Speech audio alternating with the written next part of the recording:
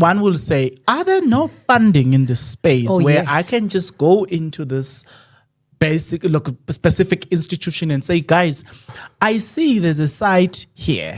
I've done my inquiries. However, like you are saying, the traffic counts and all the stuff, I don't have the funds to sow such data. So much so that I can get all these things. Probably it would put me somewhere, man, in a better position in terms of funding. Definitely. Are there no channels? No, there are. In this country, because of unemployment, the government is doing their best to try and keep the unemployment rate, especially within the youth. So there are definitely places where you can go. I'm going to mention the government entities because that's where we need to start. I mean, for the youth, there's CEDA, there's SIFT, they are now called SIFA. I think there was a yes, I saw that between CEDA and SEDFA, yeah. And then there's NEF. And also, I think there's also business partners. There was a stage where business partners was giving money. There's also Masitutuge from Old Mutual. But also, the financial institutions are now willing to give people the money to be able to start businesses. I'm not going to mention them because we all know the financial institutions in the country.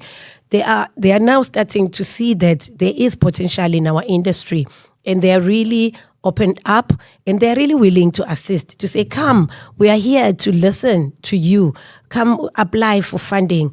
But yeah, the likes of CEDA, I know for a fact that CEDA will help you with the due diligence, for instance, to do those things. I'm not too sure about doing the environmental study because those things, they cost money as well. To hire the consultants to do the traffic count, those things, they cost money. It's not like cheap, but it's something that you can always go. Knocking doors is very important when you are a young person and you are willing to do things. People will never close a door on you if they can see that you are a go-getter. You want to do this. You go and you knock on the doors and people listen to you. That's why I'm mentioning CEDA for one, because I know they've been listening to people. I think there was another youth organization. It's just that I'm no longer a youth. I can't remember what it used to be called. I'm sure you remember. It was. You're not talking about NYDA? NYDA. I think all those. Surely you have exited the long time ago. Yeah, if you have forgotten long time ago. But yes. It's fine. So I'm sure, and that's why I'm encouraging young people to go and knock at these doors so that they can be able to be assisted. I don't believe they'll be chased away and said no. As long as they can see that you are passionate about this and you are really willing. I mean, I always say to people, if you don't take risk, you regret for the rest of your life. Rather go and knock at those doors and then you see what they're saying. But money is out there. Young people must go out and ask. You can only say get a no or a yeah. If you don't try, you're not going to get anything. So I really encourage young people to go and look for money because money is there. It's just that people don't know that they can go out there and ask for money. Thank you. So, okay, you have mentioned the traffic count. You have mentioned, environmental data, environmental studies. From there, where to? What will be the next step? Then that's when the oil companies get involved, and then I did explain that you then have that discussion to say which oil company you are going for. Then if you agree on them building for you, then they will build. If you agree that you are going to be the operator, because remember now, you are the landlord. Yes. So there's two things. It's either you are a landlord and the operator, or you are just a landlord. You are sitting at home and just collecting the rent. Now, the oil company will then run the show. They will then look for an operator. They will appoint a person who's going to be the business person now. And then it goes back to what I explained before, where people go into the website and apply. So that's for operators. Operators like myself. I'm an operator. I'm not a landlord. I don't have any piece of land. So you then decide at that point, what do you want to be? Do you want to be a referee and the player, where you are a landlord and the operator? There are people who are doing both, because I think it works for them as well. But there are people who are also, they don't want the headache of running a business. They just want to collect money and be landlords and just keep collecting money at the end of the month, which is also nice. I would love to do that. But because when you own the property like McDonald's, they own the properties. They just collect the rent. I'm told that they make more money from renting out the properties than the actual McDonald's. Okay, fine. So you are just an operator. So you've got 2 engine garage. Yeah. Both of them, you are just an operator. I'm just an operator, a But- business owner. Okay.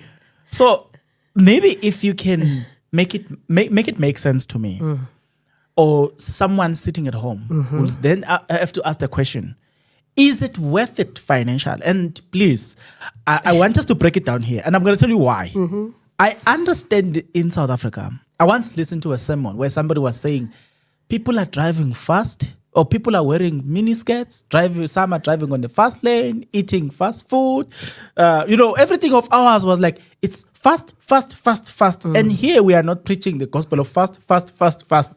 We understand if you want to make money in business, there's patience, there's longevity, there's what. So I'm not asking from the perspective of fast. But is there money if I'm an operator? Money in the business? Yes. We wouldn't be in the business. What an answer. We would have closed long time ago. Okay. There are challenges, but it's a good business. I always say it's a business where you could build legacy for your children, for your generations to come. If you operate it properly, you don't think that all the money that's in the business is yours. Remember, we are a cash business, and there's cash flow issues in the business. It's big, because we operate with cash on daily basis. Our turnovers are very high. So most people, they look at the turnover and think, oh my word, let me go and get the Land Rover, the latest. No, it doesn't work like that. That money does not belong to you. It belongs to the oil company. We only get, remember I did say, the difference between the selling price and the price that you pay to purchase the fuel. So that difference is very little. So you need to be able to manage that. And also, in our business, is a numbers game. The more liters you have, so the more cars, so the more petrol you sell, that's where you make more money. It's a numbers game. Okay. So, wait. So one will say, when you say, as you are saying this is a numbers game, but you are also saying that there are people who might see the numbers and say, Range Rover same time. No. So it then suggests that sometimes the pockets can be a bit full. Yeah. No, but that's why I said your turnover is not your money.